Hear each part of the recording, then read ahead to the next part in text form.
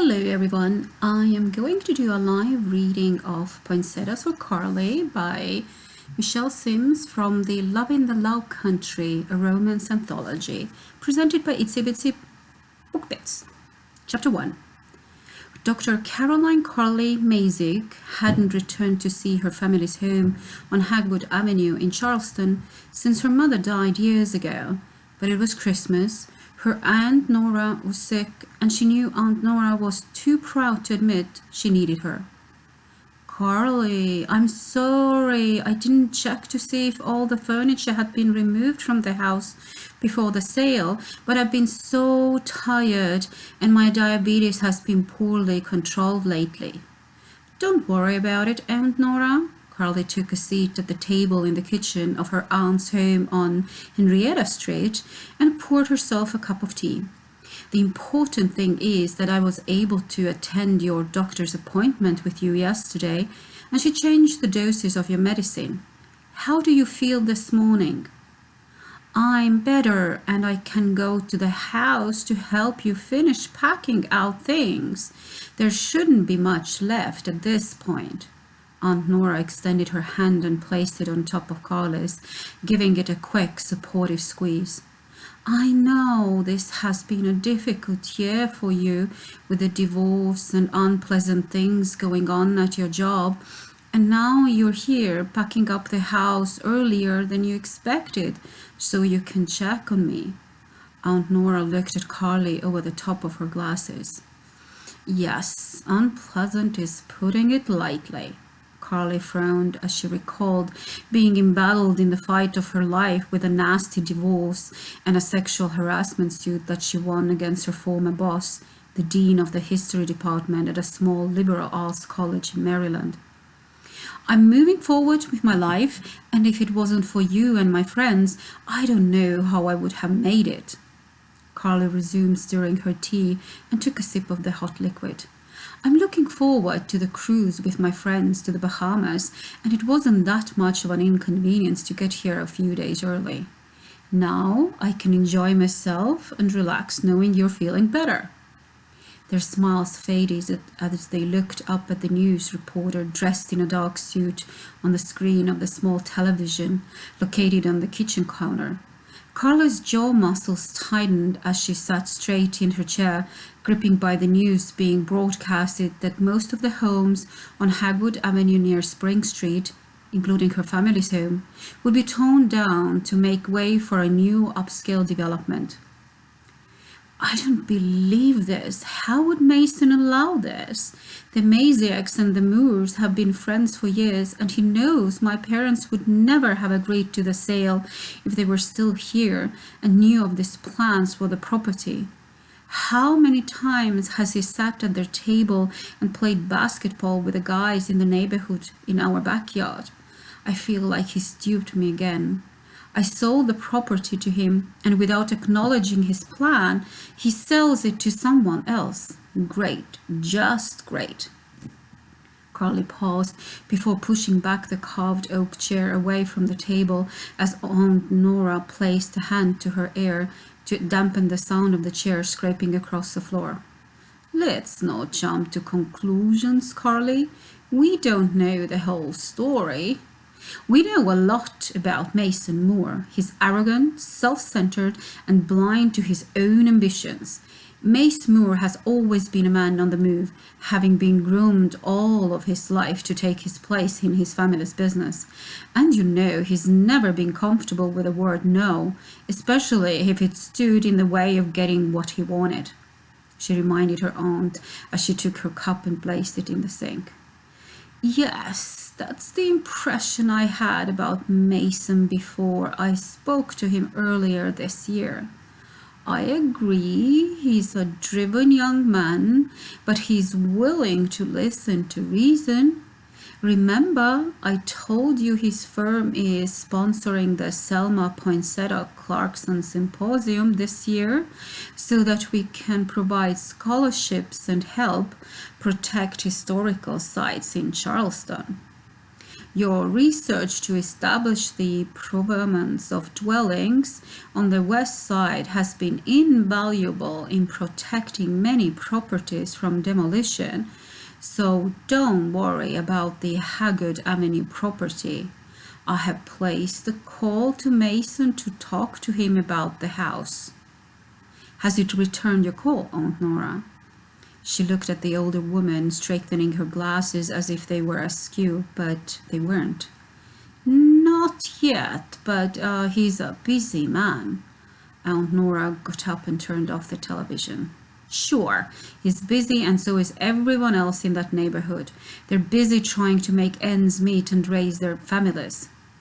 You said you were going to do some research about the early inhabitants of the neighborhood while you're in the Bahamas. Are you still planning to make it a pleasure trip with a little bit of business? Carly sensed Aunt Nora was changing the subject. Yes, I plan to do a little research while I'm away. There is a connection between Charleston and the island of Barbados, and there's a professor in the Bahamas who has done research on the connection. I have a meeting with him while I'm there. Carly sighed and closed her eyes as she imagined enjoying a cool, refreshing drink and the pleasures of calm island breezes. Initially, she couldn't bring herself to sell the property, even despite the avid interest in it, but since she decided to remain in Maryland after graduating college, and her older brother John now lived on the West Coast, they both decided it was time to let the home go. But she'd heard on the news this morning that the new buyer who'd purchased her home in a quick transfer from the Moore Investment Group had placed bids on several other homes in the neighborhood. I'd better get ready for the meeting with the real estate agent for the final sentimental walkthrough she graciously arranged, and I can make plans to have the furniture placed in storage until I come back. They had agreed to meet at her former home this morning. If you wait, I can go with you. No, I don't want to be late, and I would feel better if you get a little more rest. I won't be long. She kissed her aunt on cheek before heading to her bedroom to get her purse. Chapter 2. Parking in front of the home, Carly got out of her car and looked around the old neighborhood. She was struck by the reality that the things and people who lived in the neighborhood during her childhood, those who'd provided her a sense of belonging, were no longer there. Mrs. Mary no longer sat on her porch, a guardian angel of children who wandered in the streets to retrieve their rubber balls. She had gone to glory many years ago. Gone were the views of the shallow salt marshes across the street from her home. She didn't hear the cacophony of seagulls that once gathered for their daily chats with each other along the Ashley River. The sweet grasses no longer waved hello in the wind. As she walked along the brick path leading to the front door, she smelled fish frying on someone's stove as a recording of Charles Brown's hit, "Please Come Home for Christmas," sounded through an open window around her. The agent assured her the locks wouldn't be changed until after their meeting today, and she took her keys out of her purse and opened the door. Most of her mother's furniture was gone from the now empty room, but she had the memories of a happy childhood and a loving mother who filled the home with joy and fresh poinsettas at Christmas time. Taken aback, Carly stopped in the tracks as she looked at the 2 poinsettia plants with vibrant red leaves placed in the same corner her mother had once adorned, next to the fireplace. She blinked away the tears threatening to fall as she focused on the pots wrapped in bright green foil with a large red ribbon tied around it. Leave it to Aunt Nora to do something kind when I need it the most. Coughing, Carly cleared her throat and waved the dust from in front of her face. She managed a smile as she walked toward the plants and noticed there was no card. Curious, she said to herself, uncertain if the plants were from Aunt Nora. Before turning on the lights, she rubbed one of the satin leaves between her fingers, then flipped the switch as she continued to her bedroom.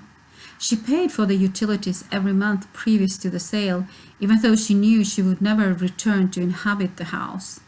She rubbed her chest, unable to fully expand it as it tightened with her grief, still present 3 years after losing her mother from a heart attack. Opening a few windows in her room and her brother's room before going to her parents' bedroom, Carly made her way at a slow pace, and it was almost as if she heard the television her mother watched most nights before going to bed. She envisioned the smell of honeysuckle, a familiar scent of the perfume her mother wore as she looked at the top of the dresser with old Avon bottles. Her aunt told her she had packed up most of her mother's things except for the chair and vanity dresser. Her brother's trophy of his last victory on the football field and a picture of Carly smiling at her graduation remained on the top of the dresser. Auntie Nora thought Carly should take the vanity since she had spent hours in front of the mirror playing dress-up as a little girl, but Carly had resisted, claiming it. Carly looked at her reflection in the mirror and twisted her ringlets of curls, frizzy from the humidity. She moved closer to the mirror as she looked at the circles forming under her eyes from fatigue. Better back a light foundation and concealer for the cruise, she thought to herself. Hello! Carly turned to the sound of someone entering the home, suspecting it was the real estate agent who had agreed to meet with her. She noticed an old dress box in the corner, discolored and wrinkled with time. Bending to touch the top of the box, she rubbed her fingers across the cracks in the cardboard, worn with age. She wanted to see what was inside, but she ran out the door to meet the agent before opening it. Hello, I'm Carly Mazik, and you must be Janice Blake? Carly was sure it was Janice since the name tag on her blazer identified her as an employee of City Center Realty. Yes, I'm Janice, and I'm pleased we meet at last. I'm sorry I'm a little late, but we have a bit of a problem. It's fine, Janice. I haven't been here long. What's the problem? Carly knitted her brows. Well, this is quite unusual, and I know I promised you one last walkthrough, but Janice's phone rang before she could finish her thought, and she frowned as she looked at it. Pardon me, Carly. I really have to take this. She pressed the answer icon and walked away as she spoke to the caller while Carly excused herself and returned to the bedroom to get the box on the floor. She didn't intend to eavesdrop, but she couldn't help overhearing Janice's conversation, which was more important to her than whatever was in the box. So, Mr. Moo wants to come here on Haggard Avenue to look over the property? Dan, I assure you, I sent him all the pictures and specifications he requested before he sold it to the new buyer. She sighed, rolling her eyes as she blew out a breath. Well, I have another appointment and I can't meet with him, but if the deal was contingent on his final request, I can make it happen. Miss Mazik is still here. Yes, you heard me. She's here and... She paused. Yes, I understand he wants to view the property by himself before it's torn down. He won't be here before the next hour. Okay. Carly's head snapped to attention as the reality hit her that her home was not being purchased for renovation, but torn down, and Mason knew about it. She had to do something, even if it meant pleading for her home. Well, it no longer belonged to her since she had already signed over the property despite her original misgivings. Returning to the front of the home and wringing her hands, she thought about how she would handle her current dilemma, worried she didn't have the strength or inclination to engage in yet another bruising legal battle. Carly, I'm so glad we met each other. Now that you have seen the property one last time, we can lock up and walk with each other to our cars. I have the information you requested on local movers who can assist you in removing the rest of your mother's belongings in my car. Janice, I know you have other appointments and I appreciate that you squeezed in time for me on such short notice, but I left a box in the bedroom and I'll be right behind you. You can send the information to me by email since I'll be leaving on a cruise to the Bahamas and I won't be able to make arrangements with the movers for another week. All right. She checked the time on her phone and bit her lip. I really have to go or I'll be late again. It's been one of those days. Enjoy your cruise.